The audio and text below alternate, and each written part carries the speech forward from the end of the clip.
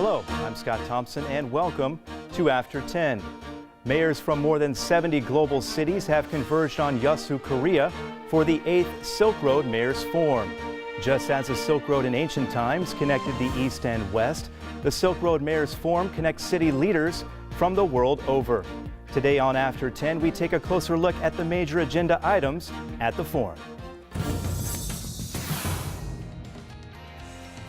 The Silk Road, a series of trade and cultural transmission routes that cross Central Asia, connecting Asia and Europe during ancient times. The value of the Silk Road continues today by promoting cultural and regional cooperation. The United Nations Development Program launched the Silk Road Initiative in 2000 to bring about a renaissance in culture, tourism, and the economy. And the Silk Road Mayors Forum has been held annually since 2006, with this year's gathering attracting mayors from 70 different cities around the world. The 8th Silk Road Mayors Forum is being held in Yeosu, a rising maritime city in Korea. Under the theme Harmony of Global Civilization and New Silk Road, the forum discusses the future-oriented cooperation of urban networks. We are joined by Kwak Young-hoon, founder and president of the World Citizens Organization and co-host of the 8th Silk Road Mayors Forum, to hear about the main agenda items being discussed at the forum. Dr. Kwak, thank you very much for being on the show. We appreciate it. Thank you for your inviting. Now, the 8th Silk Road Mayors Forum is underway in Yeosu, Korea. Tell us about the origins of the forum. How did it get started? It's a long story, but if I recall, 1990, I had a nice dinner meeting with Yang Sang-gon of China as Prime Minister and Vice Mayor of Beijing. And they were asking me how China should be developed. And one of the thoughts that they told me was 선동 후시, which means develop East first and then later West. So for the later West, I suggested Silk Road should be thought about as a way of developing China's West. East, of course, Beijing and Shanghai with Olympic and Expo, which they did. So that's the sort of beginning of Silk Road sort of Mayors Forum. All the way back in 1990. And how has it evolved over that time since? And then after Seoul Olympic being so successful, and then Iron Curtain walls were broken down, bamboo curtain was also broken down. And so suddenly people were so interested in Eurasian sort of a connection, because China and East European countries were in between. That connection wasn't there, and then they started to be interested in Silk Road as well. So China was involved in the Silk Road investment and some economic development programs and so on, along with Tuman River Area Development Program, and which United Nations participated. That lasted about 10 years, since 1990 to 2000 or so. And then they thought they should really get into city matters more than just Silk Road, because there are many nodal points of cities which they are very interested in sort of developing.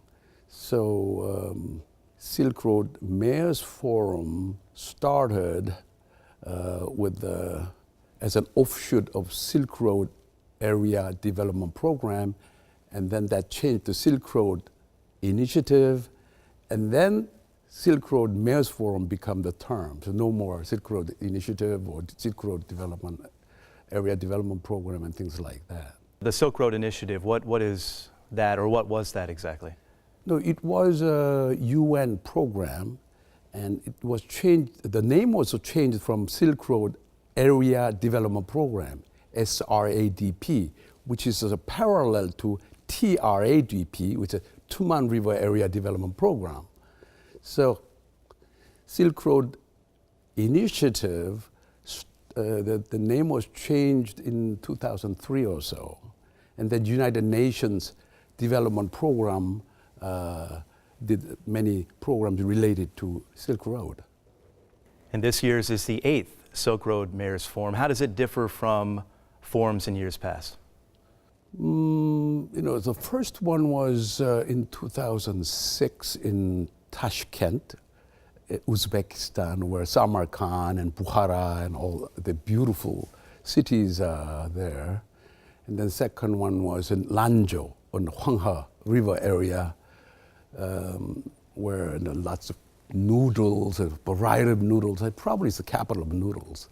Then third one was in Almaty, where Apple was first introduced to humanity. And then Shiraz and Persepolis area, Persian side, and then Grozny and Caucasian, and then Pyeongtaek and so on. That was all sort of a land. It was reviving the past, the ancient Silk Road. But from this one, Yeosu, it's a sort of a new departure, the new chapter of Silk Road, because it's starting with a Sea Silk Road now, and then reviving Sea Silk Road with Jangbogo, the Shilla time maritime sort of prince. Everybody knows him in history. So we are trying to reviving that, and then it will go toward the west, the east, American continent and all the others. So it's a major break from ancient land-oriented to future sea-oriented. That connection is going to be happen in Yeosu. And we have 77 mayors from 30 different countries taking part in this particular forum. What happens at the forum? What are the mayors talking about? What are they hoping to accomplish from coming? The mayors are always interested in basically four things.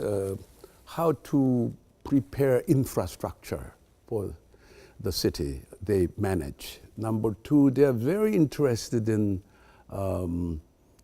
capacity building of younger generation, the citizens. And then quality of life, how to upgrade quality of life of citizens. Number four is job creation. More than anything, it's very, very important. So they want to exchange views on that. Number one, the usual city management kind of thing. And number two, the unique one is this. Before, the city development was more modernizing, high-risers, homogenizing, and it's inhuman, more mechanical, and so on. But we should be departing from that. Therefore, they are very interested. They are from Silk Road cities with very rich culture and civilization. So they want to learn how to preserve this and then develop at the same time. So they are very interested in learning conservation and development. That aspect, they want to exchange views. And one of the concepts they're very interested in is glocalization. They think their cities are glocales, very unique character of glocal, not global city. Then it becomes suddenly impersonal, characterless. So they are very interested in glocalization of their city. Globalization, global, local. Local. Right. Right. So if you're thinking about, let's say, Shiraz, and Shiraz with a special Persian atmosphere with beautiful roses, poems of love and peace, and lots of architectural wondrous things.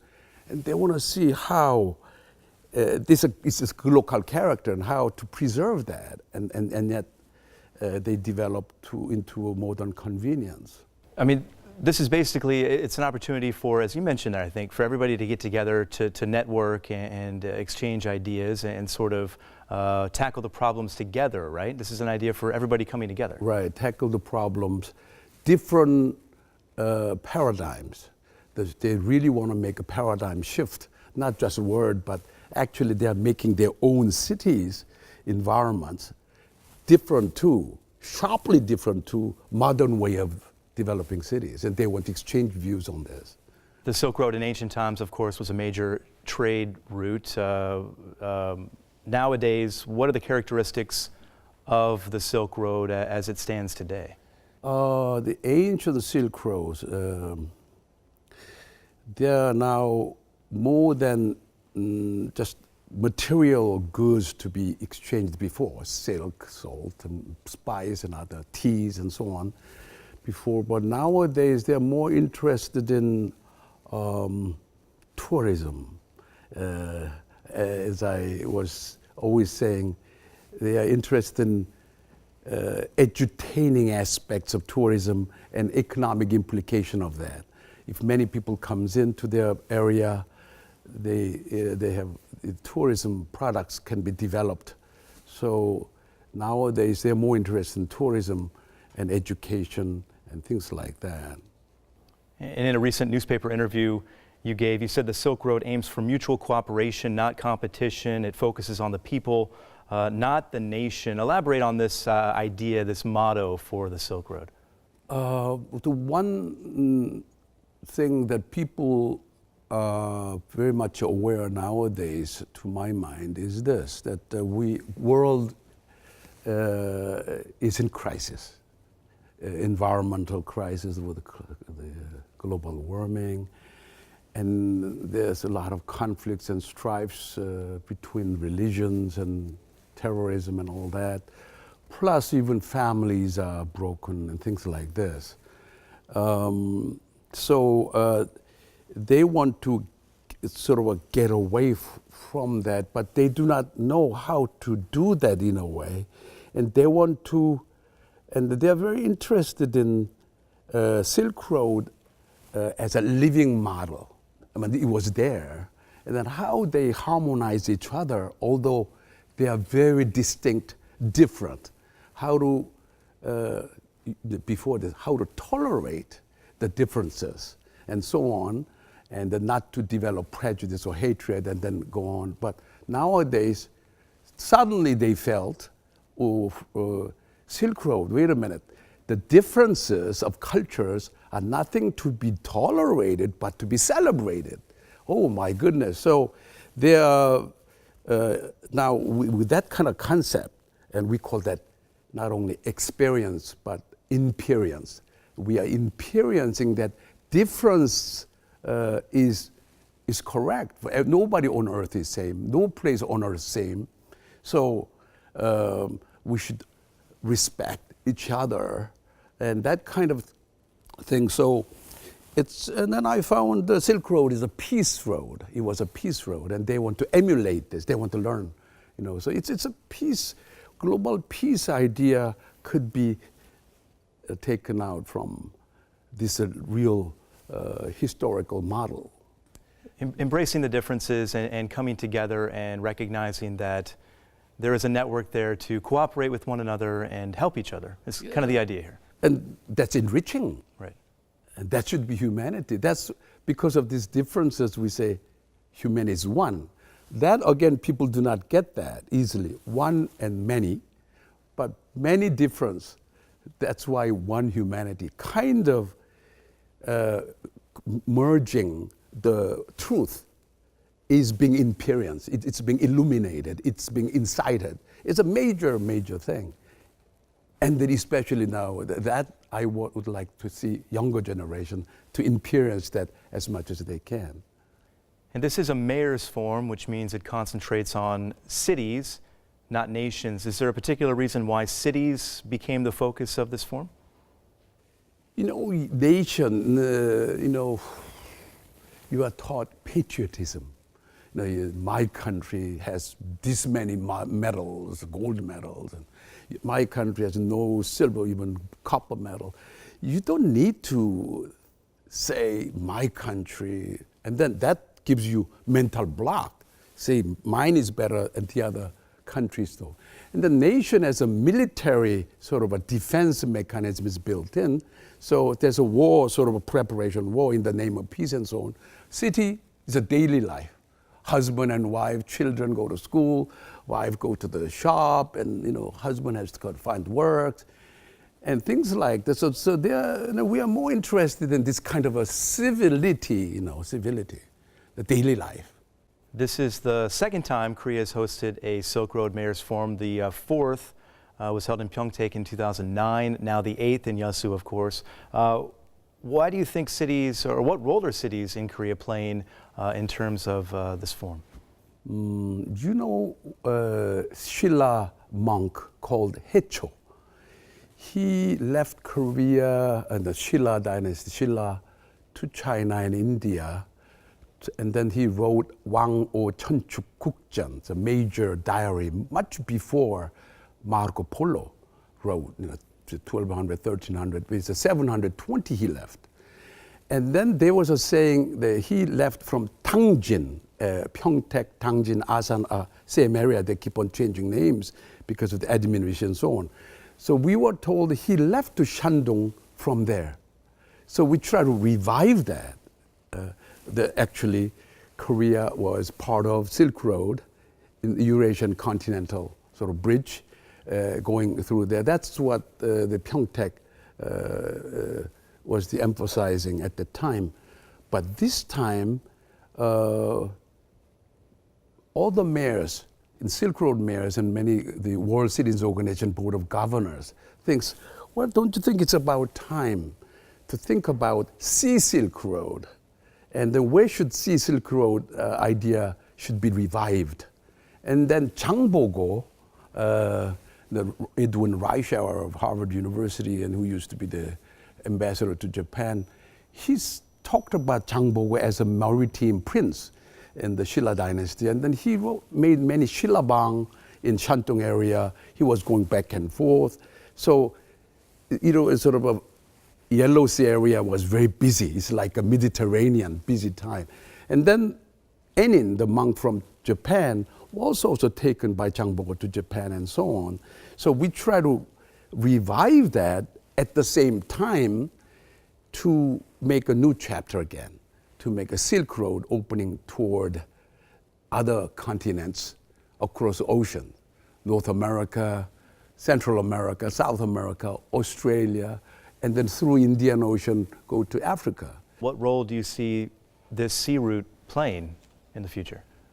No, it's a global era, and I would like to continue that there's a symbolic meaning or real meaning of Silk Road being a peace road to the rest of to America and the rest, so that it becomes a global Silk Road, and then it becomes gives more optimistic feelings to young people. Silk Road become smart road as well, because they are always in the cyberspace with the touchy, screens and so on. But I want them to actually experience in real spaces, see the different culture and civilization. It's not just watching and hearing and talking, but smelling food and eating with them and sweating with them, wearing dresses and all kinds of the things, that totality you have to experience. And then if you start to like that, then you are experiencing as well. So I want that global now. It's a global era. So Silk Road should not stay in the ancient part of Eurasian continent, but global through the Sea Silk Road idea. In talking about all of this, and I think you've touched on it a little bit here, but as far as the potential of the Silk Road, the potential of what you see from these forums and from the people that come here, what do you hope this eventually turns into? What do you see it becoming? The Silk Road universe number one, university network system should be established so that students can have cross credit, cross registration. If you belong to one Silk Road university, let's say in Gaziantep, and then he can or she can go to Shiraz University, Silk Road University, and get credit and so on. Ideally, if it is an all-quota system, they can go to something like 12 different schools. So it's not only in the book that you are reading and memorizing, but you will be actually there to learn. So that's one of the things that I would like to see happen. The appearances. Appearances from when they're young. Because when I met the President Kennedy in 1962, and Ban Ki-moon, he also met President Kennedy, at that time, young people in the world all gathered and then together, when we are before 20s, and then that make them to be world citizens, go beyond borders. So it's a very important to early on, not to make them to have a mental block of this is this, my religion, I happen to be born in this religion, that's it. Now, I'm a Muslim, so I'm against this, or I'm a Christian because I'm... This kind of thing should not happen. Or this nation, things like this. Early on, I like this thing to be permeating to the minds of young people. This is one important thing I like to see happen. And as chairman of the World Citizens Organization, what are your future plans moving forward? Oh, my future plans. This is a passport I've been distributing to already tens and thousands of people. And this is a world citizen's passport. And I like to see, but this doesn't work when you go to immigration. It doesn't work. I have to go Korean or American or things like that. And so I hope this works in the future. Which means you have to anchor world citizens enclaves, network of enclaves in the world. So where are you from? And I say, I'm from the globe. Or are you from Mars? Or no, I'm from Jupiter. Or, you know, I have to say, I can say I'm from the globe, or I'm a world citizen. Then I identify with myself, let's say, some part in Ghana, beautiful Golden Coast area, Jeju Island, let's say, some part in Gaziantep. Many, many places I already have in mind, near Suez Canal, near Bering Sea, the Bering Strait, Panama, very important locales where boat can go back and forth without entering into a national interior territory. You just identify with them. So I hope this can realize. So some people understand it so that they can let us use their land, like Macau before Portugal and Hong Kong by English and things like that. Just that, but they're forced, but we are peacefully given us opportunity to develop that area so that we can go there anytime, we can identify with them, and there might be some World Citizens Organization officially recognized, and the passport will work and things like that. That's what I like to see happen. A global passport. Global passport. I'll give one to you and then I'll... Thank you so much. Dr. Guok, certainly interesting ideas, and I think everybody can agree that these are inspiring ideas as well. We appreciate you coming on the show and sharing them with us. Thank you very much. I appreciate it too. Thank you very much. And thank you as always for watching. We'll see you next time, After 10.